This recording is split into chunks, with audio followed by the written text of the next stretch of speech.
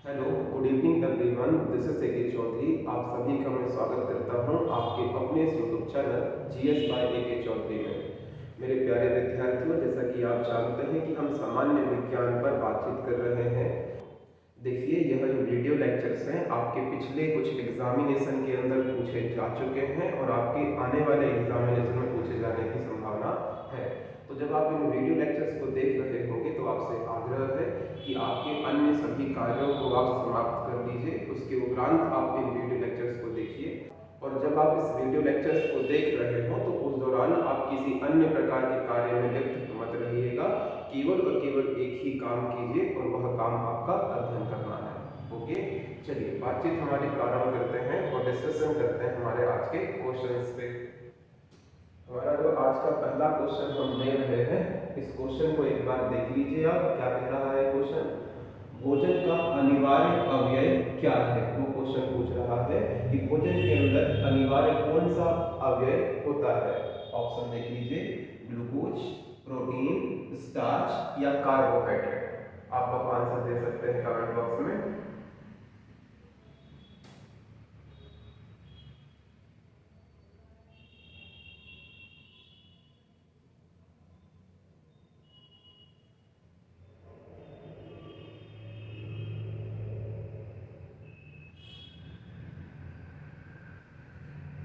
जी हाँ, जैसे कि आपके आंसर आ भी रहे हैं, भोजन का जो अनिवार्य अवयव है वह क्या होना चाहिए? तो याद रखिएगा, यह होना चाहिए हमारा कार्बोहाइड्रेट। जी हाँ, भोजन के अंदर एक अनिवार्य घटक आवश्यक होता है, वह होता है कार्बोहाइड्रेट। अगर हम बात करें कार्बोहाइड्रेट की, तो कार्बोहाइड्रेट कार्बन, हाइड्रोजन और ऑक्सीजन के संगठन से बना हुआ अवयव है। कितने अनुपात में बना है? तो 1:2:1 के रेशो में बना हुआ है। ओके, कार्बोहाइड्रेट की अगर हम बात करें तो यह 3 प्रकार का होता है।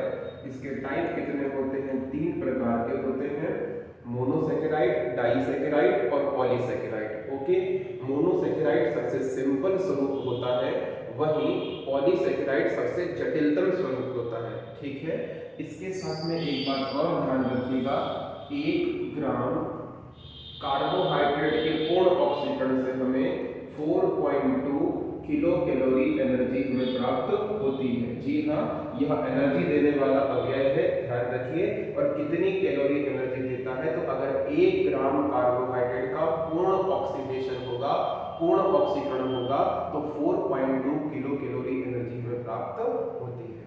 ओके, ध्यान रखिएगा। अगले क्वेश्चन की ओर प्रस्थान करते हैं हम। हमारा आज का दूसरा क्वेश्चन एक बार देख लीजिए। हमारा दूसरा क्वेश्चन है, निम्नलिखित में से कौन सा पदार्थ मानव शरीर में ईंधन का काम करता है? तो कौन सा ऐसा पदार्थ है जो मानव शरीर में ईंधन का काम करता है? इस पर विचार कर लेते हैं। प्रोटीन? नहीं, यह ईंधन के रूप में काम नहीं करेगा। विटामिन? नहीं, ये मेटाबॉलिक एक्टिविटीज का काम करते हैं। ओके, आप आंसर देते चलिएगा, मैं आपसे ऐसा आग्रह कर रहा हूं।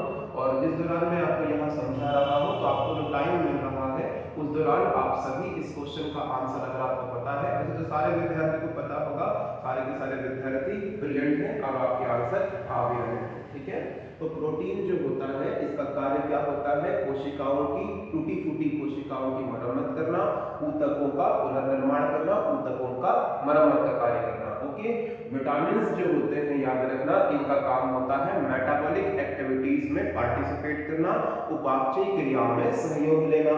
कार्बोहाइड्रेट का काम मानव शरीर को याद रखना ऊर्जा प्रदान करना होता है। तो जी हाँ, ये ईंधन के रूप में काम करेगा। तो ईंधन के रूप में काम करने वाला कौन है? कार्बोहाइड्रेट है। जल के पास में कोई एनर्जी नहीं होती है, यह भी ध्यान रखिएगा। ओके, ठीक, बहुत बढ़िया, आपके आंसर भी आ रहे हैं। तो हमारे इस क्वेश्चन का आंसर हो चुका बताएंगे कार्बोहाइड्रेट। हमारा आज का तीसरा क्वेश्चन हम देख लेते हैं। कैप्सूल का आवरण किसका बना होता है?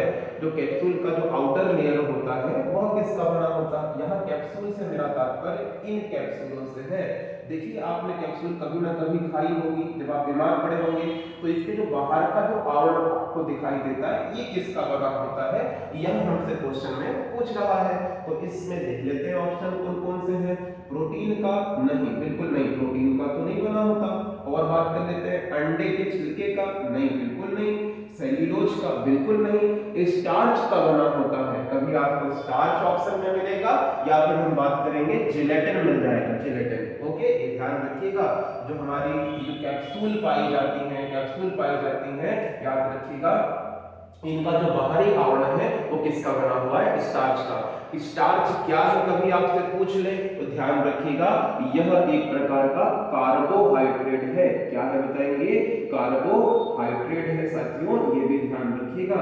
तो जो हमारा स्टार्च है यह एक कार्बोहाइड्रेट है, यह भी ध्यान रखिए। ओके, बढ़ते हैं। कार्बोहाइड्रेट के बारे में हमने पहले बातचीत कर ली है। कार्बोहाइड्रेट हमारे शरीर को क्या देता है, एनर्जी देता है। कितनी एनर्जी देता है, तो 1 ग्राम कार्बोहाइड्रेट के पूर्ण ऑक्सीकरण से याद रखिएगा 4.2 किलो कैलोरी हमें ऊर्जा प्राप्त होती है। ठीक है, आगे बढ़ते हैं। देखिए ये क्वेश्चन हमारे एग्जामिनेशन में तक बना हुआ है। एग्जामिनेशन के अंदर क्वेश्चन आया था कि एक कैप्सूल का बाहरी आवरण किसका बना होता है, और देखिए प्रोटीन, कैल्शियम कार्बोनेट, वसा और बोलेंगे जिलेटिन। हमने पिछले क्वेश्चन में भी ये बात की थी कि यहाँ पर अगर आपको स्टार्च ना मिले तो जिलेटिन मिल जाएगा, और देखिए यहाँ पर जिलेटिन भी हमें देखने मिल रहा है। समझ पा रहे हैं आप मेरी बात को? ठीक है, चलिए अगले क्वेश्चन की ओर हम आगे बढ़ना चाहेंगे। हमारा आज का चौथा क्वेश्चन देख लीजिए। चौथा क्वेश्चन है शहद का प्रमुख घटक क्या है। देखिए इस क्वेश्चन को और भी अन्य तरीके से पूछा जा सकता है कि जो शहद होती है उसमें मिठास के लिए क्या उत्तरदायी है। जो शहद होती है इसमें मिठास के लिए इसका मेन एलिमेंट क्या होता है, तो ध्यान रखना इसका मेन एलिमेंट क्या हो जाएगा बताएंगे, फ्रुक्टोज हो जाएगा। क्या हो जाएगा बताएंगे, फ्रुक्टोज हो जाएगा। ठीक है, ध्यान रखिएगा। चलिए आगे बढ़ते हैं अगले क्वेश्चन की ओर, और अगला क्वेश्चन हम देख लेते हैं। हमारा अगला क्वेश्चन है, पांचवा क्वेश्चन है हमारा। हम इस क्वेश्चन तक आ गए थे, हमने ये छोटा क्वेश्चन देख लिया था। पांचवें क्वेश्चन में आते हैं। निम्नलिखित में से कौन सी शर्करा तत्काल ऊर्जा प्रदान करती है। क्वेश्चन पूछा जा रहा है इंस्टेंट एनर्जी के लिए कौन सी कार्बोहाइड्रेट या कौन सा जो एलिमेंट होता है वह उत्तरदायी होता है। ठीक है, तो हम देख लेते हैं। लैक्टोज नहीं, ये तत्काल एनर्जी नहीं देता। सेल्यूलोज नहीं, ये भी तत्काल एनर्जी नहीं देता। माल्टोज तत्काल एनर्जी नहीं देता है। जो ग्लूकोज होता है, ग्लूकोज याद रखिएगा यह इंस्टेंट एनर्जी देने के लिए उत्तरदायी होता है। ध्यान रखिएगा आपके घर में रखी हुई चीनी भी एक प्रकार की ग्लूकोज है। आप कुछ नहीं करिए, उस चीनी को पानी में मिला दीजिए और उसका एक घोल बना दीजिए, वह भी ग्लूकोज बन जाएगा। अगर आपको याद हो तो कई बार हमारे घर में ऐसा होता हुआ हमने पाए हैं। क्या पाए हैं, तो हमने ये देखा है कि जब हमारी माताएं, हमारी बहनें उपवास रहती हैं तो उस दौरान कई बार उन्हें चक्कर आ जाता है, तो हमारे बड़े बुजुर्ग बोलते हैं कि इन्हें चीनी का घोल है वो पिलाना चाहिए, मतलब शक्कर का जो घोल है वो पिलाना चाहिए। क्यों? क्योंकि जो शक्कर का घोल है उसमें चीनी है यानी ग्लूकोज है, और ग्लूकोज जैसे ही जाएगा तो इंस्टेंट एनर्जी देगा और उनमें चेतना आ जाएगी, या मैं कह सकता हूं कि उनके अंदर एनर्जी का संचार हमें देखने को मिल जाएगा। ओके, आगे बढ़ते हैं साथियों, चर्चाएं करते हैं। अगला क्वेश्चन देख लेते हैं हम। यहाँ पर छठवां क्वेश्चन है हमारा, शहद में मुख्यतः क्या होता है। तो शहद में मुख्यतः क्या होता है, हमने पिछले भी क्वेश्चन, चौथे क्वेश्चन में भी ऐसा ही कुछ क्वेश्चन देखा था, और यहाँ थोड़ा सा उसके ऑप्शन चेंज करके हमें दिए गए हैं। तो जो हमारी शहद होती है, क्या उसमें प्रोटीन होता है लेकिन न्यून मात्रा में। प्रोटीन की तो बात हम यहाँ पर नहीं करेंगे, मुख्यतः बोला है लेकिन उसने, तो प्रोटीन तो नहीं। हम बात करेंगे कार्बोहाइड्रेट होता है। जी हाँ, कार्बोहाइड्रेट इसके अंदर मेनली होता है फ्रुक्टोज के रूप में होगा। किसके रूप में होगा, फ्रुक्टोज के रूप में। वसा नहीं, विटामिन नहीं। तो मुख्यतः एलिमेंट क्या होगा बताएंगे, कार्बोहाइड्रेट। Okay done. चलिए अगला क्वेश्चन देख लीजिए। क्वेश्चन है निम्नलिखित में से सर्वाधिक ऊर्जा कौन प्रदान करता है। ठीक है, क्वेश्चन के आंसर आप देते चलिए। कार्बोहाइड्रेट, प्रोटीन, विटामिन, खनिज लवण। जी बहुत बढ़िया, राइट आंसर है बताएंगे सर्वाधिक ऊर्जा प्रदान करने का जो काम करेगा इन ऑप्शन में अगर हम बात करें तो कार्बोहाइड्रेट है। ठीक है। लेकिन अगर यहीं पर ऑप्शन कुछ इस प्रकार से रखे जाए, यहाँ पर हम खनिज लवण चेंज कर दें और डी वाले ऑप्शन में हम क्या लिख दें बताएंगे, वसा लिख दें, लिपिड लिख दें, तब राइट आंसर क्या हो जाएगा, तब राइट आंसर हो जाएगा बताएंगे हमारा वसा। क्यों हो जाएगा, क्योंकि जो कार्बोहाइड्रेट होता है वो 1 ग्राम वसा के 1 ग्राम कार्बोहाइड्रेट के पूर्ण ऑक्सीकरण से 4.2 किलो कैलोरी एनर्जी देता है, और जो वसा होता है याद रखिएगा, वसा होता है वह 1 ग्राम वसा के पूर्ण ऑक्सीकरण से 9.2 किलो कैलोरी एनर्जी प्रदान करता है। सहमत है बातों से आप, ठीक है। तो ध्यान रखिएगा, क्योंकि अभी यहाँ पर ऑप्शन में नहीं है वसा, इसलिए क्या बन जाएगा, कार्बोहाइड्रेट राइट आंसर बन जाएगा, ठीक है। अगले क्वेश्चन की ओर हम चलते हैं, बातचीत कर लेते हैं, देख लीजिए एक बार। तो याद रखिएगा हमारा यही क्वेश्चन था, 7वां क्वेश्चन था ये, तो सेम ही आंसर आएगा, कार्बोहाइड्रेट राइट आंसर है, ठीक है। अगले क्वेश्चन में हम बढ़ते हैं। क्वेश्चन देख लीजिए, एथलीटों को निम्न में से किससे जल्दी और तत्काल ऊर्जा प्राप्त हो जाएगी, यानी कि जो एथलीट होते हैं, जो खिलाड़ी होते हैं, उनको जल्दी और ज्यादा मात्रा में ऊर्जा किसके माध्यम से मिल सकती है। ऑप्शन देख लेते हैं, वसा के माध्यम से नहीं, ये दीर्घकालीन ऊर्जा का स्रोत होता है। विटामिन के माध्यम से नहीं, ये तो ऊर्जा देते ही नहीं है। प्रोटीन देते हैं लेकिन कम मात्रा में देते हैं। कार्बोहाइड्रेट, जी हाँ, हम पहले ही बातचीत कर चुके हैं, कार्बोहाइड्रेट जो होते हैं वो इंस्टेंट एनर्जी का स्रोत माने जाते हैं, इसलिए राइट आंसर क्या हो जाएगा, कार्बोहाइड्रेट, ठीक है, बहुत बढ़िया। अगले क्वेश्चन की ओर चलते हैं, राइट आंसर इसका क्या बताएंगे, कार्बोहाइड्रेट। लंबे समय तक कठोर शारीरिक कार्य करने के पश्चात मांसपेशियों में जो थकान का अनुभव होता है उसका रीजन क्या है। ऑप्शन देख लीजिए, ऑक्सीजन की आपूर्ति में कमी, नहीं, ये तो नहीं होगा। पेशी तंतुओं की थोड़ी बहुत टूट फूट, नहीं, ये भी नहीं होना चाहिए। ग्लूकोज का अवक्षय, बिल्कुल ये होगा। ग्लूकोज की कमी हो जाएगी ना शरीर में, एनर्जी की कमी हो जाएगी, ग्लूकोज की कमी हो जाएगी, बिल्कुल। तो ग्लूकोज की कमी हो जाने से क्या करना, हमारे शरीर में जो बोलेंगे थकान है, थकान का अनुभव हमको देखने को मिलता है, यह थकान हमें देखने को मिलती है। Option number C is the right answer. हमारा आज का 11वां क्वेश्चन देख लीजिए, रक्त ग्लूकोज स्तर सामान्यतः किस में व्यक्त किया जाता है। ऑप्शन एक बार पढ़ लीजिए, आंसर लगाइए। पहला ऑप्शन है Hg में mm, mg में प्रति डेसीलीटर, सी ऑप्शन है भाग प्रति मिलियन, और फिर है ग्राम प्रति लीटर, ठीक। आंसर दीजिए भाई, जो आंसर नहीं दे रहे हैं वो आंसर करें, कमेंट बॉक्स में कमेंट नहीं कर रहे हैं आप, ठीक है, ठीक। राइट आंसर बताएंगे ऑप्शन नंबर सी। तो याद रखिएगा, प्रति मिलियन मीटर, प्रति मिलियन, तो याद रखना प्रति मिलियन, भाग प्रति million is the right answer. ध्यान रखिएगा, ये क्वेश्चन एग्जामिनेशन में आ चुका है, ऐसा का ऐसा ही क्वेश्चन एग्जामिनेशन में आता है। जब भी हम ब्लड टेस्ट कराने के लिए जाते हैं तो ब्लड के अंदर कितनी ग्लूकोज है इसका जो मापन होता है वो भाग प्रति मिलियन एम में होता है, ठीक है। 12वां क्वेश्चन देख लीजिए, प्रोटीन बनने के लिए कितने अमीनो अम्ल की आवश्यकता होती है। जो प्रोटीन होता है उसको बनने के लिए कितने अमीनो अम्ल की आवश्यकता होती है। ऑप्शन पर विचार कर लीजिए, हमें लगता है कि सभी के आंसर इसमें आ जाएंगे। क्या प्रोटीन बनने के लिए 10 अमीनो अम्ल की आवश्यकता होती है, 15 अमीनो अम्ल की आवश्यकता होती है, 20 की होती है, 25 की होती है। आपके आंसर दिखाई दे भी रहे हैं, बिल्कुल सही बात है, 20 अमीनो अम्ल की आवश्यकता होती है। तो राइट आंसर क्या हो जाएगा बताएंगे, 20 हो जाएगा, 20, जी हाँ। बात कर लेते हैं प्रोटीन क्या काम करता है। तो ध्यान रखना, प्रोटीन जो होता है मानव की कोशिका, मानव की जो टूटी फूटी कोशिका है, टूटी फूटी कोशिका होती है, इनकी मरम्मत का कार्य करता है। जो ऊतक है, ऊतक निर्माण का काम करता है, ऊतक निर्माण का काम करता है, ये ध्यान रखिएगा। और मांसपेशी जो होती है, मांसपेशियों के निर्माण का काम करता है, मांसपेशियों के निर्माण का काम भी यह करता है, ओके है। ध्यान रखिए, इसके उपरांत में अगर क्वेश्चन पूछ लिया जाए प्रोटीन की खोज किसने की है, तो जे वॉल्जियस ने की है। किसने की बताएंगे, जे वॉल्जियस नामक वैज्ञानिक हुए थे, इन्होंने याद रखना इसकी खोज की थी। बात करें प्रोटीन की, तो चर्चा करें प्रोटीन की, तो प्रोटीन किससे मिलकर बनते बताएंगे, पेप्टाइड बंधों से। पेप्टाइड बंध से मिलकर बनते हैं प्रोटीन, और पेप्टाइड बंध किससे मिलकर बनते हैं, तो अमीनो अम्ल से। किससे मिलकर बनते हैं, अमीनो अम्ल से। और कितने प्रकार के अमीनो अम्ल से, तो आप बताइएगा 20 प्रकार के अमीनो अम्ल से। ओके है साथियों, क्लियर है? तो ध्यान रखना जो प्रोटीन का निर्माण होता है, याद रखना वो 20 अमीनो अम्ल से होता है। प्रोटीन की खोज जे वॉल्जियस ने की थी, 1938 में की थी, ये भी ध्यान रखिएगा साथियों। डन है? बहुत बढ़िया। आगे बढ़ते हैं अगले क्वेश्चन की ओर। हमारा आज का 13वां क्वेश्चन देख लीजिए। शरीर में ऊतकों का निर्माण किसके द्वारा होता है?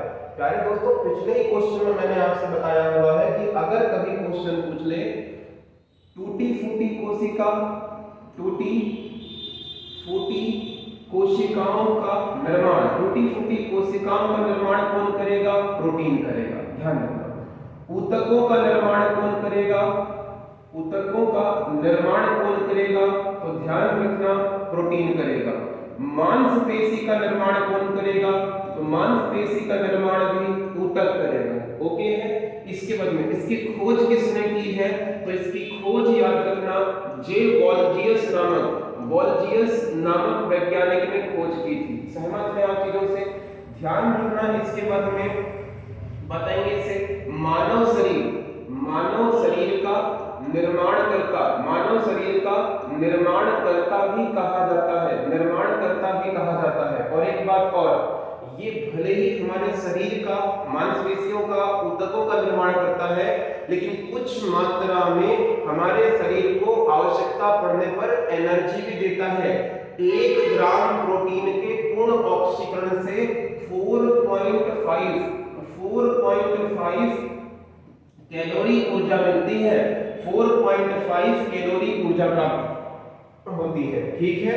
प्रोटीन का सबसे अच्छा स्रोत क्या माना जाता है? तो प्रोटीन का सबसे अच्छा स्रोत माना जाता है, शाकाहारियों में दालें मानी जाती हैं, सोयाबीन मानी जाती है, और मांसाहारियों के लिए मीट माना जाता है। ओके है? चलिए आगे बढ़ जाते हैं, चर्चाएं कर लेते हैं। आज का 4था क्वेश्चन देख लीजिए। प्रोटीन को निम्नलिखित में से क्या माना जाता है? शरीर का निर्माण करता माना जाता है, ऊर्जा का उत्पादक स्थल नहीं, ऊर्जा का उत्पादक स्थल नहीं है, ये ध्यान रखिएगा।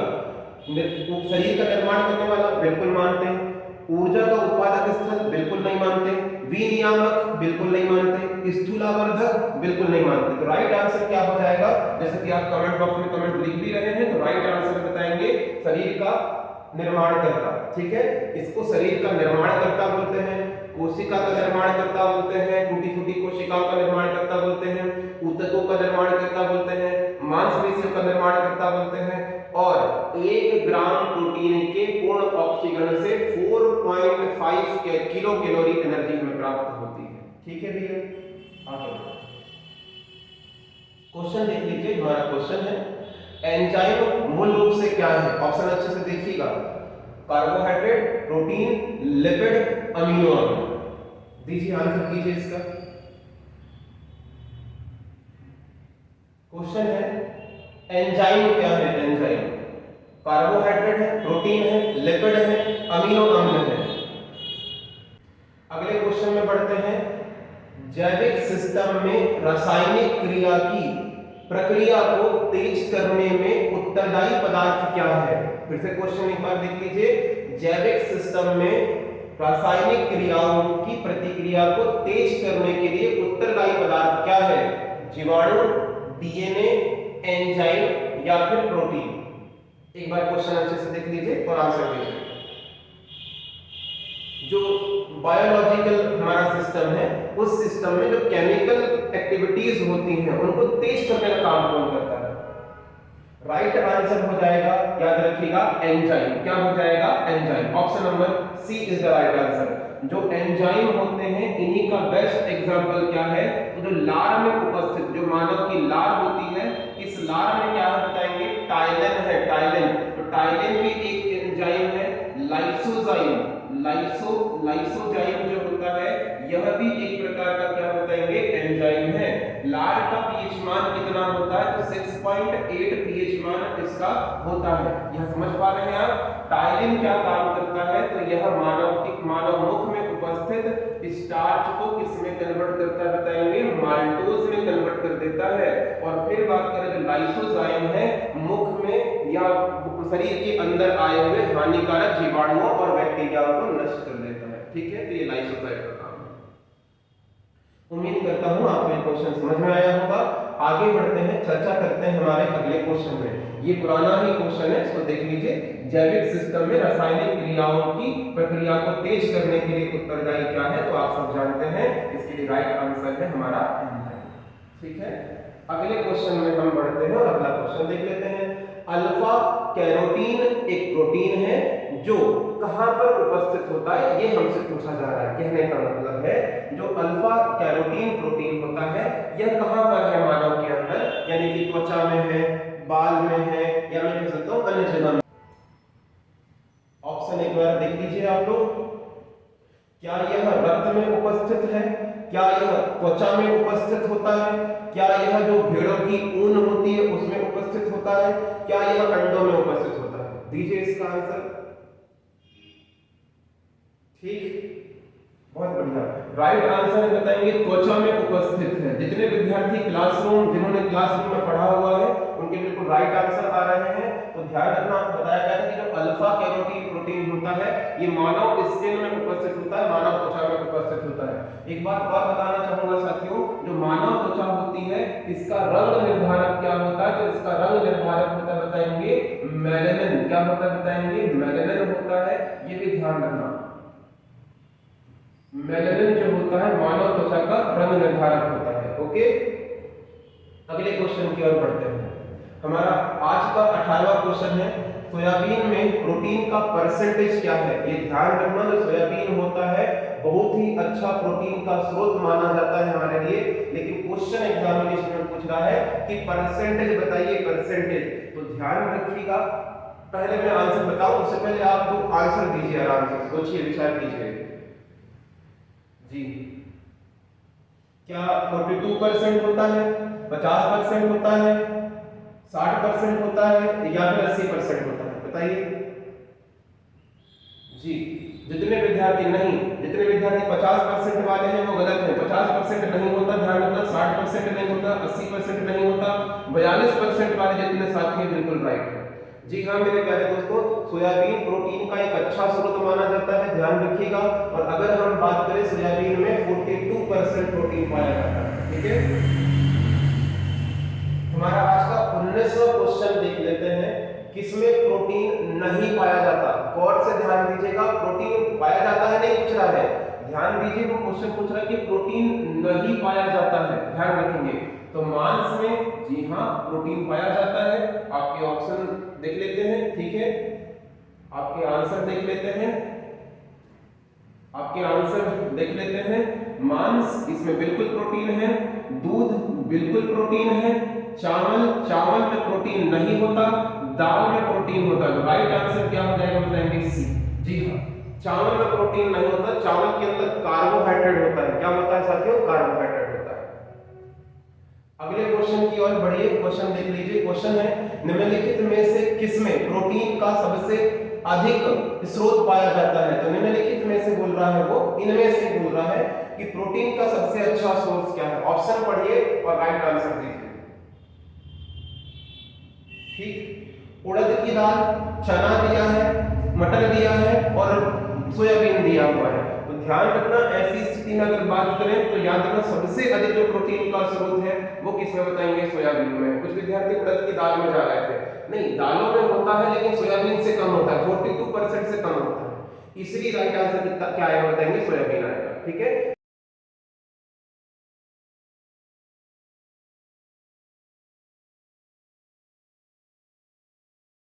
शाकाहारी अधिकतम प्रोटीन प्राप्त करते हैं, मतलब कि इनमें से जो ऑप्शन आपको दिए हुए हैं इनमें से कौन सा ऐसा स्रोत है जिनके माध्यम से सबसे अधिक प्रोटीन शाकाहारियों को प्राप्त हो सकता है? ऑप्शन देख लीजिए, ऑप्शन देखिए और आंसर दीजिए भाई। अनाज से, दालों से, सब्जियों से, दूध से। स्पष्ट है, ऑप्शन बिल्कुल इजी रखे गए हैं। अनाज से मिलता है लेकिन कम, बोलेंगे दालों से, जी हाँ बिल्कुल मिलता है। सब्जियों से बिल्कुल मिलता है लेकिन कम, सब्जियों से मिलेगा लेकिन लोहा ज्यादा मिलेगा, आयरन ज्यादा मिलता है। ठीक है, दूध से प्रोटीन मिलता है लेकिन कम मात्रा में, तो ये तो नहीं लगेगा। राइट आंसर आ जाएगा, बताएंगे दाल। ओके, राइट आंसर है दाल। अगले क्वेश्चन की ओर चलिए, अगला क्वेश्चन देख लेते हैं। हमारा आज का 22वां क्वेश्चन है। माफी चाहता हूं, यहाँ मिस्टेक है थोड़ी सी। ये हमारा 22वां क्वेश्चन है। 22वां क्वेश्चन है हमारा। क्वेश्चन है प्रोटीन का सर्वप्रमुख स्रोत क्या है। ऑप्शन चेंज हो गए, देखिएगा, ध्यान से समझिएगा। आपके लिए यही जरूरी है कि आपको ढेर सारे क्वेश्चंस प्रैक्टिस सेट कराया जाए, ठीक है। समझिए, चलिए, प्रोटीन का सर्वप्रमुख स्रोत क्या है। काला चना, बांग्ला चना, मटर है, सोयाबीन है। तो राइट आंसर इसका देख लीजिए एक बार, राइट आंसर दीजिए इसका, ठीक है। राइट आंसर बताएंगे सोयाबीन। तो राइट आंसर क्या हो जाएगा, बताएंगे सोयाबीन। जी हाँ, सबसे अच्छा जो स्रोत माना जाता है वो माना जाता है, बताएंगे सोयाबीन। हमारा आज का 23वां क्वेश्चन देख लीजिए। क्वेश्चन है मानव शरीर में वसा जमा होती है, यानी कि जो मानव शरीर है उसमें जो वसा है, लिपिड है, वो कहाँ जमा होती है। ऑप्शन अच्छे से पढ़िएगा, पढ़ने के बाद में आंसर दीजिएगा। एक्चुअली हम लोग गलती ये करते हैं कि हम लोग पढ़ते ही नहीं है और जो हमने पुराना पढ़ा हुआ है उसके अनुसार आंसर देते हैं। मैं ये नहीं बोल रहा हूँ कि आपने गलत पढ़ा है, पहले आप एक बार ऑप्शन तो देख लीजिए। अगर एग्जामिनर ने ऑप्शन सेट किए तो कुछ सोच समझ के सेट किए होंगे ना। एक बार आप ऑप्शन अच्छे से पढ़िए, उसके बाद में आंसर दीजिए। देखिए अच्छे से, पहला ऑप्शन बोल रहा है कि बाह्य त्वचा में। भाई, त्वचा के बाहर लिपिड कैसे संचित हो जाएगा यार, अरे अंदर ही तो संचय होगा। तो पहला ऑप्शन तो वैसे ही काट दीजिए। यहाँ पर मैंने कहा है त्वचा के नीचे जमा होता है। अब त्वचा के नीचे कहाँ जमा होगा, तो ये देखिए दूसरा ऑप्शन, वसीय ऊतक में। तो जो वसा के ऊतक होते हैं इनमें संचय होता है, त्वचा के नीचे संचय होता है, बाहर संचय नहीं होता।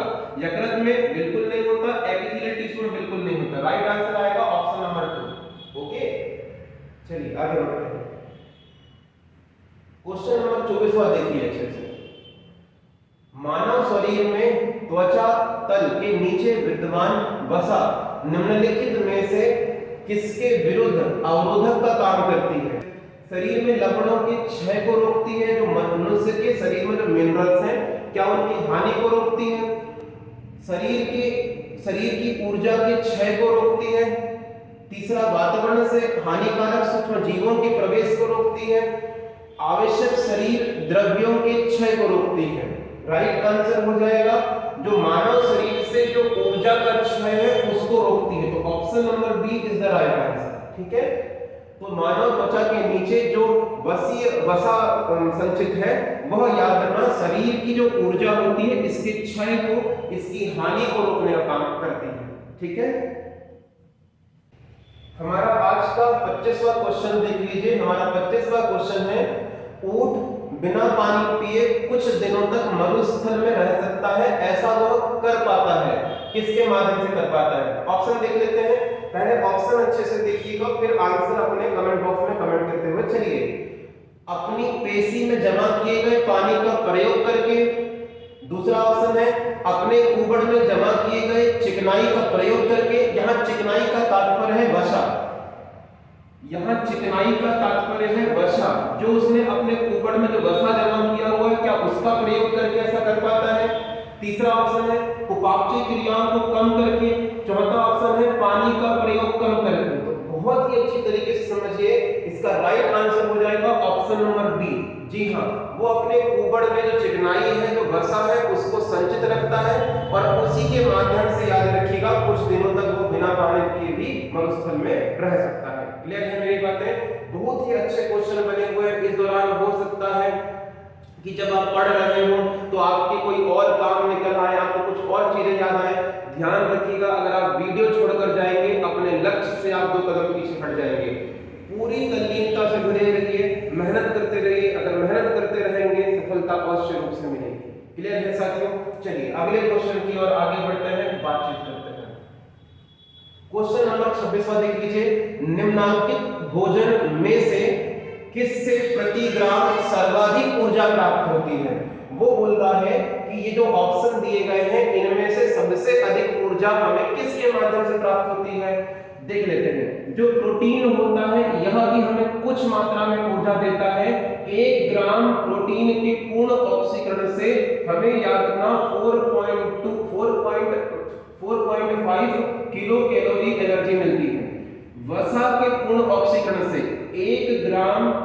वसा के पूर्ण ऑक्सीकरण से 9.2 किलो कैलोरी एनर्जी मिलती है।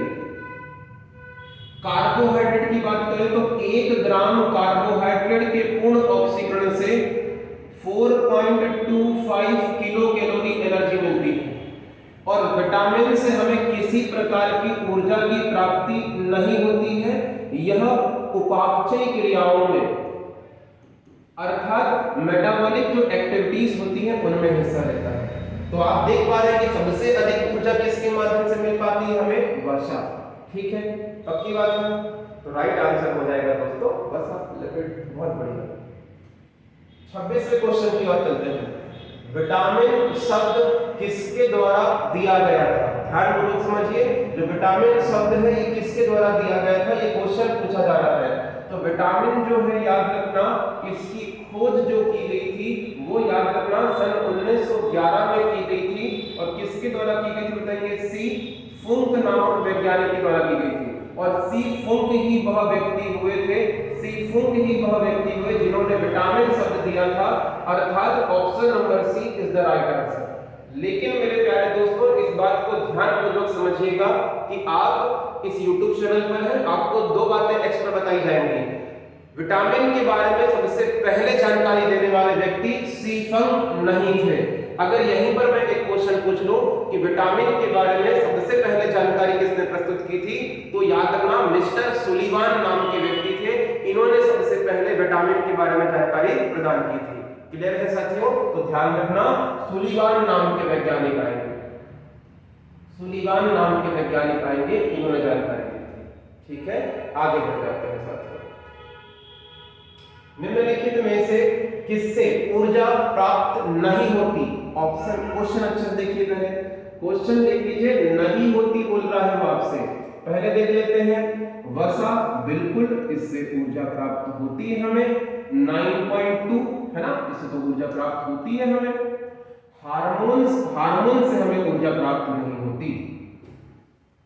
बात करें हार्मोन्स, तो हार्मोन से हमें ऊर्जा प्राप्त होती है, कुछ मात्रा में होती है। प्रोटीन की बात करें तो प्रोटीन से भी हमें ऊर्जा प्राप्त होती है। विटामिन से हमें ऊर्जा प्राप्त नहीं होती। ठीक है साथियों, कितने प्रकार के विटामिन होते हैं तो ध्यान रखना, विटामिन ए होता है, विटामिन बी होता है, सी होता है, डी होता है, ई होता है और बोलेंगे के होता है। ठीक है, अगर बात करें विटामिन ए, विटामिन ए का रासायनिक नाम क्या है तो बताएंगे, याद रखना रेटिनॉल है।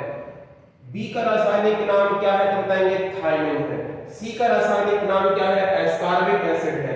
डी का रासायनिक नाम क्या है? कैल्सिफेरॉल है। ई का रासायनिक नाम क्या है बताएंगे, फिर बोलेंगे टोकोफेरॉल है। और के का रासायनिक नाम क्या है बताएंगे तो फिलोक्विनोल है। ठीक है, ये रासायनिक नाम ध्यान रखिएगा, आगे चलकर हमारे एमसीक्यूज में आएंगे। ठीक है साथियों, अगले क्वेश्चन की ओर बढ़ते हैं। निम्नलिखित में से किसे रक्षात्मक पदार्थ कहा जाता है? अच्छे से क्वेश्चन देख लीजिए एक बार। निम्नलिखित में से किसे रक्षात्मक पदार्थ कहा जाता है? आंसर दीजिए जरा जी।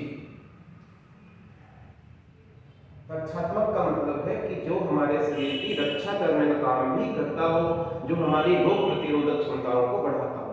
ठीक है, कमेंट कीजिए, भी कमेंट नहीं आ रहे हैं आपके।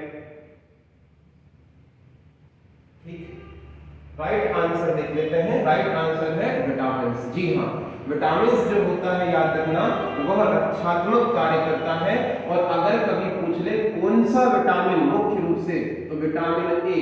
विटामिन ए जो होता है बताएंगे रक्षात्मक कार्य करता है। नाइट ब्लाइंडनेस बोलते हैं, रतौंधी नामक रोग हो जाता है ना, कौन सा रोग होता है? रतौंधी, रतौंधी रोग हो जाता है दोस्तों। ठीक है, अगला क्वेश्चन देख लेते हैं। निम्नलिखित में से कौन सा विटामिन ए का सर्वोत्तम स्रोत है? तो विटामिन ए का सबसे अच्छा स्रोत क्या है, ये हमसे क्वेश्चन पूछा जा रहा है। आराम से समझिए और आंसर दीजिए। विटामिन ए का सोर्स, खैर इसमें तो अच्छे आंसर आ जाएंगे सभी के जी। ठीक है, बहुत बढ़िया। रासायनिक नाम क्या है विटामिन ए का? तो आप सब जानते हैं, पिछले क्वेश्चन में बता दिया गया है। विटामिन ए की कमी से कौन सा रोग हो जाएगा? रतौंधी हो जाएगा। ये ध्यान रखना, इसका रासायनिक नाम ध्यान रखना है आपको और इसके स्रोत ध्यान रखने हैं आपको, है ना, स्रोत ध्यान रखने हैं। इसका स्रोत में अगर बात करें तो जो मछली होती है, मछली छोटी फिशेस होती हैं, ये इसका एक अच्छा स्रोत है। और गाजर, शाकाहारी जो प्राणी है इनके लिए गाजर सबसे अच्छा स्रोत है। ऑप्शन देख लेते हैं। चावल बिल्कुल नहीं, नींबू नहीं। चावल के अंदर क्या होगा? तो कार्बोहाइड्रेट होगा। इसके अंदर, नींबू के अंदर विटामिन सी होगा। बैगन के अंदर नहीं होगा, इसके अंदर वर्णक होता है। गाजर इज द राइट आंसर। अगले क्वेश्चन की ओर चलते हैं। मानव शरीर में विटामिन ए का भंडार कहां पर होता है? बहुत बढ़िया क्वेश्चन है। विटामिन ए मतलब कहां पर भंडारित होता है, संचय कहां पर होता है विटामिन ए का? दीजिए आंसर दीजिए, हम रुके हुए हैं आपके लिए, कमेंट कीजिए। ठीक है, विटामिन ए का जो संचय है याद रखना, त्वचा में बिल्कुल नहीं, त्वचा में संचय होता है वसा का। फुफ्फुस में, फेफड़ों में बिल्कुल नहीं होता। वक्र किडनी में बिल्कुल नहीं होता। राइट आंसर है यकृत यानी कि लीवर।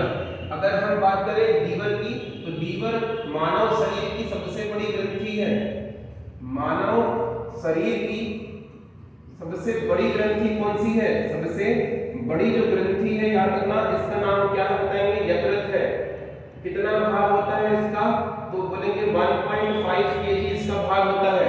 यकृत की कार्यात्मक इकाई क्या है? ये कमेंट करेंगे आप सभी। मेरे प्यारे दोस्तों कमेंट कीजिएगा, यकृत की कार्यात्मक इकाई क्या है? आपको क्लास के अंदर बताई गई है, नाम बताइएगा, है ना, बिल्कुल ठीक। कोई भी नेफ्रॉन नहीं बोलेगा, कोई भी न्यूरॉन नहीं बोलेंगे। अगर न्यूरॉन आप लिखने वाले तो मत लिखिएगा, ठीक है। चलिए आंसर कर दीजिए जरा। अगले क्वेश्चन की ओर चलते हैं। विटामिन ए की कमी से कौन सा रोग होता है? हमने पिछले क्वेश्चन में यही डिस्कस किया था दोस्तों। विटामिन ए की कमी से होने वाला रोग जो है रतौंधी है। कौन सा बताएंगे? रतौंधी है। तो ये भी ध्यान रखना। बेरी रोग विटामिन B1 की कमी से होता है साथियों। बात करें रिकेट्स रोग जो होता है विटामिन डी की कमी से, डी की कमी से होने वाला रोग है, ठीक है।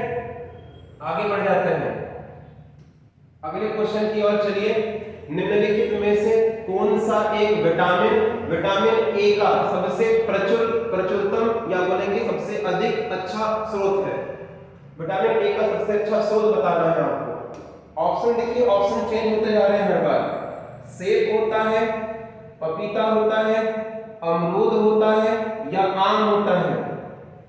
विटामिन ए का जो साथी सेब लगा रहे हैं गलत है, पपीता लगा रहे हैं गलत है, अमरूद लगा रहे हैं गलत है। राइट आंसर है आम, पका हुआ आम। जी, पका हुआ जो आम है विटामिन ए का अच्छा स्रोत माना जाता है। कच्चा आम नहीं दोस्तों, कच्चा आम नहीं, पका हुआ आम, ठीक है। बहुत बढ़िया, आगे बढ़िए। क्वेश्चन देख लीजिए, ये 34वां क्वेश्चन है ना। माफी चाहता हूँ, यहाँ पर थोड़ी सी कुछ मिस्टेक हुई है टाइपिंग में, है ना। तो ये 34वां क्वेश्चन आएगा। देखिए ये 33 हो गए थे, यहाँ पर 34वां क्वेश्चन आएगा दोस्तों, ध्यान रखना ना। ये 34 है, 34। थायमिन किसका रासायनिक नाम है? यानी कि थायमिन क्या है वो आपसे क्वेश्चन इस प्रकार से पूछ रहा है। क्या विटामिन सी का रासायनिक नाम थायमिन है? नहीं, इसका नाम एस्कॉर्बिक एसिड है। विटामिन 2 का नहीं, 2 का नहीं है। विटामिन 6 का बिल्कुल नहीं है। विटामिन B1 का रासायनिक नाम क्या है बताएंगे? थायमिन है। ठीक, आगे बढ़ जाते हैं, अगले क्वेश्चन की ओर बढ़ते हैं। हमारा आज का क्वेश्चन देख लेते हैं 35वां। निम्नलिखित विटामिनों में से किसमें कोबाल्ट पाया जाता है? देखिए समझिए इस बात को। विटामिन जो B12 है, इसका रासायनिक नाम ही है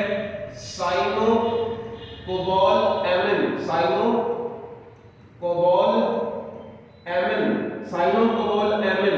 तो ध्यान रखना, ये क्वेश्चन हमसे पूछा जाता है कि किसमें कोबाल्ट पाया जाएगा। तो याद रखना कोबाल्ट पाया जाएगा B12 के अंदर। तो B12 के अंदर कोबाल्ट पाया जाता है। विटामिन के की बात करें तो इसे हम लोग क्या बोलते हैं बताएंगे? याद रखना फिलोक्विनोन बोल देते हैं, ठीक है। आगे बढ़ जाते हैं अगले क्वेश्चन में। तो विटामिन B12 के अंदर कोबाल्ट पाया जाता है। अगले क्वेश्चन की तरफ चलते हैं, बातचीत करते हैं। निम्नलिखित विटामिनों में से किसमें कोबाल्ट पाया जाता है? तो निम्नलिखित विटामिनों में से किसमें कोबाल्ट पाया जाता है, यह क्वेश्चन पूछा जा रहा है। तो विटामिन B12 के अंदर कोबाल्ट पाया जाता है। ध्यान रखना, इसका रासायनिक नाम क्या है? तो इसका रासायनिक नाम ही है साइनोकोबाल एमिन, साइनोकोबाल एमिन इसका रासायनिक नाम है। तो साइनोकोबाल एमिन इसका रासायनिक नाम है, ये ध्यान रखिएगा। तो इसलिए राइट आंसर हो जाएगा B12। साइनोकोबाल एमिन किसका रासायनिक नाम है? तो पिछले ही क्वेश्चन में हमने डिस्कस करे हैं, B12 का रासायनिक नाम है। ठीक, अगले क्वेश्चन की ओर आगे बढ़ते हैं। B12 का रासायनिक नाम क्या हो जाएगा? साइनोकोबाल एमिन। क्वेश्चन नंबर 38वां है दोस्तों, क्वेश्चन नंबर 38 है, ये 38 है, एक गलती से मिसप्रिंट हुआ है। विटामिन जो खट्टे फलों में पाया जाता है तथा चर्म को, चर्म मतलब होती त्वचा, त्वचा को स्वस्थ रखने के लिए जरूरी होता है। कौन सा ऐसा विटामिन है जो याद रखना खट्टे फलों में पाया जाएगा और स्किन को अच्छा रखने के लिए उत्तरदायी है? एक बार देख लीजिए ऑप्शंस। क्या विटामिन ए उत्तरदायी है, विटामिन बी उत्तरदायी है, विटामिन सी उत्तरदायी है या डी उत्तरदायी है? कीजिए, कमेंट कीजिए। ठीक है, आपके आंसर आ भी रहे हैं, बढ़िया बात है। राइट आंसर बताएंगे याद ना विटामिन सी। विटामिन सी जो है वो खट्टे फलों में पाया जाएगा, खट्टे फलों में पाया जाता है, ये ध्यान रखना। और दूसरी इंपॉर्टेंट बात अगर हम बात करें तो यह त्वचा के याद रखिएगा स्वस्थ रहने के लिए ये उत्तरदायी है। विटामिन जो ए है, याद रखना विटामिन ए है, इसकी बात करें तो इसका रासायनिक नाम क्या है? तो रेटिनॉल, रेटिनॉल इसका रासायनिक नाम है।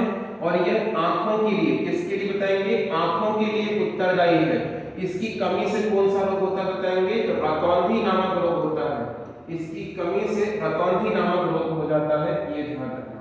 विटामिन B1 की बात करें तो इसका रासायनिक नाम थायमिन है और इसकी कमी से कौन सा रोग हो जाएगा? तो इसकी कमी से ध्यान रखना रोग होता है, बोलेंगे बेरी, कौन सा रोग हो जाएगा?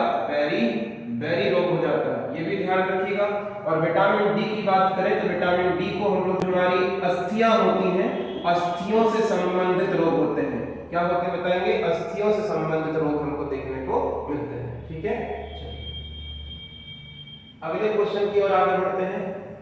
विटामिन सी का सबसे अच्छा स्रोत क्या है? देखिए विटामिन सी जो है वो खट्टे फलों में तो पाया जाता है, ये तो हमने देख लिए कि यह खट्टे फलों में पाया जाएगा। लेकिन अगर बात करें खट्टे फलों में सबसे ज्यादा किस में मिलेगा? सर्वाधिक मात्रा में सबसे अधिक किस में मिलता है? तो ध्यान रखना इस बात का, सबसे अधिक जो मात्रा होती है इसकी वो किस में होती है बताएंगे? आंवला में। किसमें होती है? आंवला में। जी हाँ, जो आंवला होता है याद रखना, इसमें सबसे अधिक मात्रा किसकी होती है बताएंगे? याद रखना विटामिन सी की मात्रा होती है। लिख पा रहे हैं आप? तो ध्यान रखना विटामिन सी के अंदर आंवला सर्वाधिक मात्रा में पाया जाता है। क्लियर है दोस्तों? ध्यान रखना कितने के बराबर? याद रखना एक आंवला बराबर हो जाता है, एक आंवला बराबर हो जाता है लगभग 100 नींबू। 100 नींबू में जितना आपको विटामिन सी मिलेगा उतना आपको एक आंवला मिल जाएगा। तो आंवला खाना चाहिए मेरे प्यारे दोस्तों, हमारी स्किन के लिए बहुत ज्यादा इंपॉर्टेंट है। अगले क्वेश्चन में चलते हैं। निम्नलिखित में से किस विटामिन की कमी के कारण मसूड़ों से रक्त आता है और दांत हिलने लगते हैं? ऑप्शन अच्छे से पढ़ लीजिए।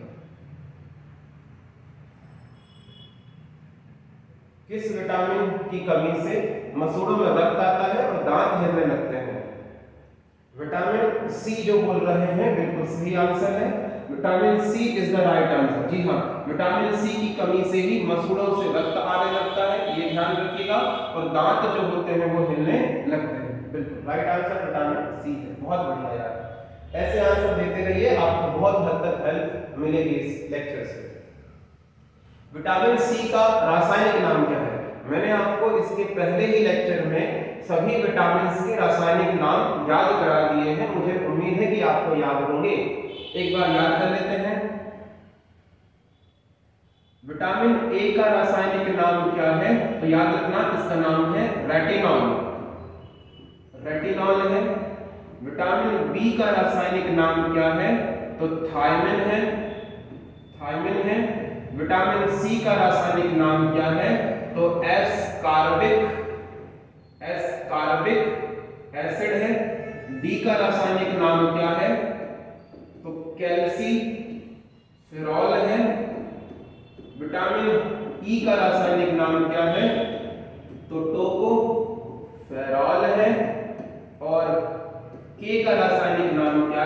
फिलोक्विनोन है, क्विनोन है। क्या सहमत है दोस्तों आप? ठीक है, डन, बहुत बढ़िया। राइट आंसर क्या हो जाएगा हमारा? बोलेंगे एस्कॉर्बिक एसिड। कहाँ लिखा है ascorbic acid? Option number D में। ठीक है भैया, चलिए अगले क्वेश्चन की ओर आगे बढ़ते हैं। हमारा आज का 42वां क्वेश्चन देख लीजिए। निम्नलिखित विटामिनों में से कौन सा शरीर में भंडारित नहीं होता? Which of the following vitamin is not stored in the human body? ठीक है, ऑप्शन देख लीजिए और ऑप्शन देखने के उपरांत आंसर दीजिए। ठीक है,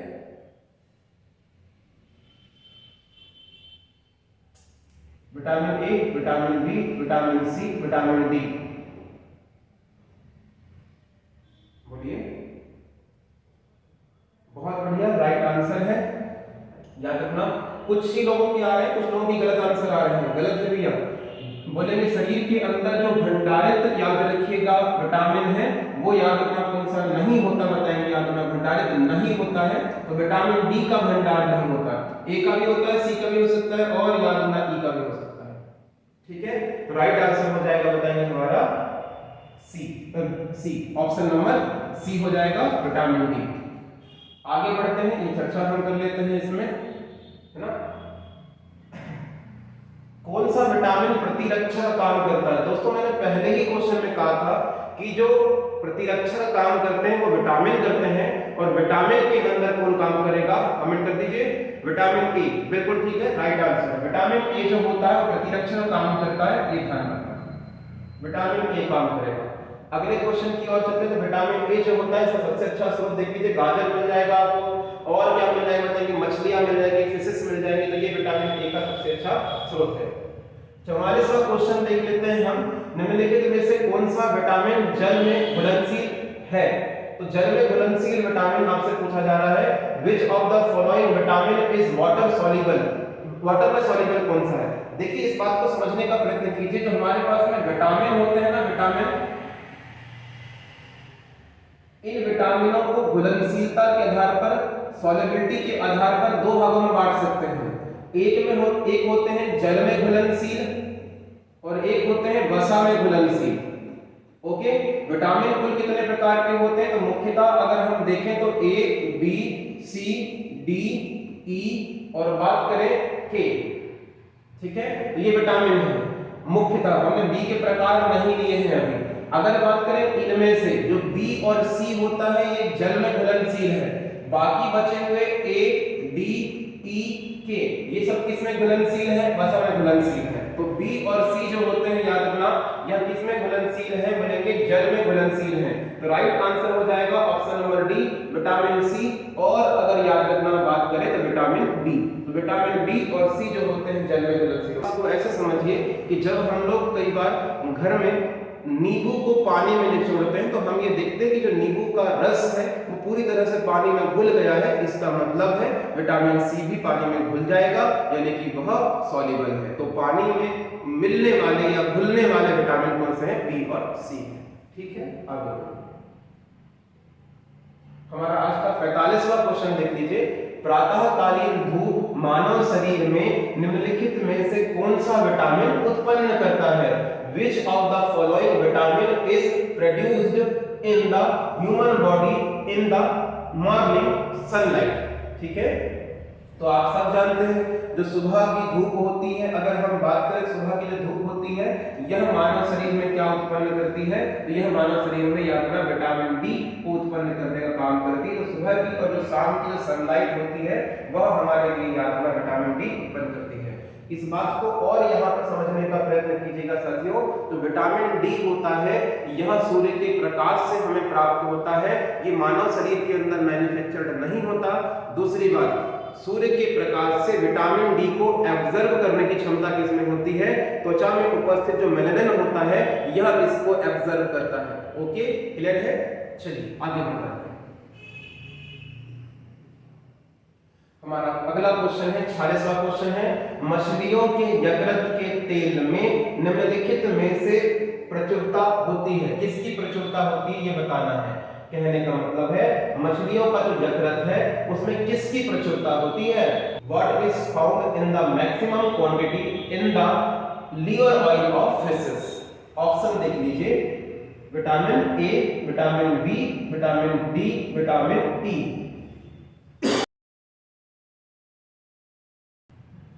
राइट आंसर बताइए। राइट आंसर है दोस्तों, ध्यान रखना, जो हमारा अगर हम बात करें जो हमारे मछलियों का यकृत का तेल होता है उसमें विटामिन ए की भरपूर मात्रा पाई जाती है। तो विटामिन ए जो होता है वो भरपूर मात्रा में पाया जाएगा, इसमें बताएंगे मछलियों का जो यकृत का तेल होता है उसमें। ठीक है, तो राइट आंसर हम क्या लगा देंगे दोस्तों? राइट आंसर लगा देंगे vitamin A. Vitamin A is the right answer, vitamin A. अगले क्वेश्चन की ओर बढ़ते हैं, 46वां है, कैल्सीफेरॉल रासायनिक नाम किस यौगिक का है? हड्डियों के कैल्शियम का, विटामिन डी का, विटामिन बी का, विटामिन सी का। देखिए हम पहले ही बात कर चुके हैं, विटामिन सी का रासायनिक नाम क्या है? तो विटामिन सी का जो रासायनिक नाम है वो बताएंगे एस्कॉर्बिक एसिड है। क्या है दोस्तों? एस्कॉर्बिक एसिड है। तो विटामिन सी का रासायनिक नाम है ascorbic acid. Okay, vitamin B का रासायनिक नाम क्या है? थायमिन है। और डी का रासायनिक नाम क्या है? तो बोलेंगे कैल्सीफेरॉल। तो कैल्सीफेरॉल हो जाएगा, कॉले कैल्सीफेरॉल भी इसे कहा जाता है। अगले क्वेश्चन की ओर चलते हैं, हमारा आज का 48वां क्वेश्चन देख लीजिए, विटामिन ई का रासायनिक नाम क्या है? तो हम पहले ही बातचीत कर चुके हैं दोस्तों, याद रखना विटामिन ई का रासायनिक नाम क्या है? टोकोफेरॉल है। विटामिन ई की अगर हम बात करें तो विटामिन ई की कमी से कौन सा रोग होता है? नपुंसकता रोग होता है। यह मानव की जो जनन कोशिकाएं होती हैं उनके डेवलपमेंट के लिए बहुत ही ज्यादा महत्वपूर्ण होता है, ध्यान रखिएगा। और इसकी कमी से नपुंसकता रोग हमें देखने को मिल जाता है। ठीक है, तो विटामिन ई का रासायनिक नाम हो गया टोकोफेरॉल। ठीक है, आगे बढ़ते हैं। विटामिन ई विशेषतः किसके लिए सबसे महत्वपूर्ण है? From whom is vitamin E specially important? हमने पहले ही पिछले क्वेश्चन में बातचीत कर लिए थे। दांतों के विकास के लिए नहीं, इसके विकास के लिए कैल्शियम उत्तरदायी होगा। कार्बोहाइड्रेट के उपापचय के लिए बिल्कुल नहीं होगा। लिंग ग्रंथियों के, जी हाँ, लिंग ग्रंथियों और लिंग की जो कोशिकाएं होती हैं उनके डेवलपमेंट के लिए विटामिन ई उत्तरदायी होता है। ठीक है दोस्तों, 50वां क्वेश्चन देख लीजिए, रक्त स्पंदन या रक्त स्कंदन में कौन सा विटामिन क्रियाशील होता है? तो रक्त स्कंदन की बात करें तो इसकी क्रियाशीलता के लिए कौन सा विटामिन उत्तरदायी होता है? ये देख लीजिए, विटामिन डी नहीं, विटामिन डी नहीं होता, ए बिल्कुल नहीं होता, सी नहीं होता, के बिल्कुल राइट आंसर है दोस्तों, विटामिन के इज द राइट आंसर। अब यहाँ पर आप ये जानना चाहेंगे रक्त स्कंदन क्या होता है? तो इसको बोलते हैं ब्लड क्लॉटिंग। ब्लड क्लॉटिंग का मतलब होता है, मान लीजिए कभी आपको चोट लग गई और चोट लगने के उपरांत जो आपके शरीर से ब्लड निकलता रहता है उसका रुक जाना। आप देखते हैं कि थोड़ी देर तक आप अपना हाथ चोट पर रखेंगे और ऑटोमेटिक वहां से ब्लड बहना बंद हो जाएगा। तो जब चोट लगने पर जो ब्लड बहता रहता है उसका रुक जाना ही क्या है? ब्लड क्लॉटिंग है। सामान्यतः 3 से 5 मिनट के बीच में ब्लड क्लॉटिंग हो जानी चाहिए ताकि अत्यधिक रक्त का बहाव ना हो और हमारे शरीर के अंदर रक्त की कमी ना हो। तो ब्लड क्लॉटिंग के लिए सबसे ज्यादा इंपॉर्टेंट जो विटामिन है वो है बताएंगे विटामिन के। ओके, अब जिनके शरीर में विटामिन के की कमी हो जाएगी तो ऐसी स्थिति में उनके शरीर में रक्त का थक्का नहीं जमता। रक्त का थक्का, रक्त का जो थक्का है याद रखना ये नहीं जमता है। ऐसी स्थिति में जब रक्त का थक्का नहीं जमेगा यानी कि चोट लग गई है, ब्लड बहता रहेगा, तो इसे एक डिसीज बोलते हैं जिसे हम लोग बोलते हैं बताएंगे हीमोफीलिया। हीमोफीलिया डिसीज कहा जाता है। और हीमोफीलिया डिसीज कैसी डिसीज है? तो यह एक अनुवांशिक बीमारी है। कैसी बीमारी बताएंगे? अनुवांशिक बीमारी है दोस्तों। समझ पा रहे हैं आप चीजों को? क्लियर है भैया? ठीक, यहां तक में कोई डाउट तो नहीं है? जरा कमेंट तो कीजिए फटाफट जी। किसी क्वेश्चन में, अब तक के किसी क्वेश्चन में कोई डाउट तो नहीं है? कमेंट कीजिए। ठीक है, चलिए आगे बढ़ते हैं और आगे बढ़ते हैं और बातचीत करते हैं अगले क्वेश्चन पर हमारा आज का 51वां क्वेश्चन देख लीजिए। मानव शरीर में रक्त का थक्का जमाने के लिए कौन सा विटामिन उत्तरदायी होता है? तो हम पिछले ही क्वेश्चन में चर्चा कर चुके हैं कि रक्त का थक्का जमाने के लिए कौन सा विटामिन उत्तरदायी है। तो ध्यान रखिएगा, रक्त का थक्का जमाने के लिए विटामिन के उत्तरदायी होता है। ओके है साथियों, तो विटामिन के जो है रक्त का थक्का जमाने के लिए उत्तरदायी होता है। Option number A is the right answer, है ना। कमेंट कर दीजिए विटामिन ए का रासायनिक नाम क्या है। विटामिन जो के है विटामिन के है, इसका रासायनिक नाम क्या है? तो रक्त का थक्का जमाने के लिए कौन सा विटामिन, सॉरी क्वेश्चन गड़बड़ हो गया क्या? नहीं, रक्त का थक्का जमाने के लिए कौन सा विटामिन के इज द राइट आंसर। ठीक है, आगे बढ़ जाते हैं अगले क्वेश्चन की ओर। अगला क्वेश्चन देख लेते हैं हमारे स्क्रीन पर।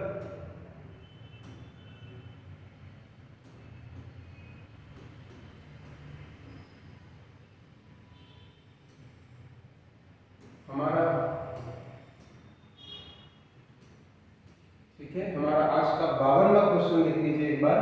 52वां क्वेश्चन है हमारी स्क्रीन पर। निम्नलिखित में से कौन सा विटामिन खून जमने में आवश्यक होता है?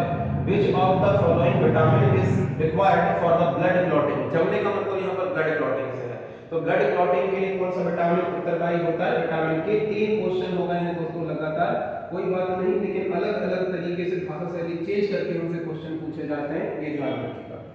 अगले क्वेश्चन की ओर। आज का 53वां क्वेश्चन देख लीजिए। विटामिन ई का सबसे महत्वपूर्ण स्रोत कौन सा है? Which of the following is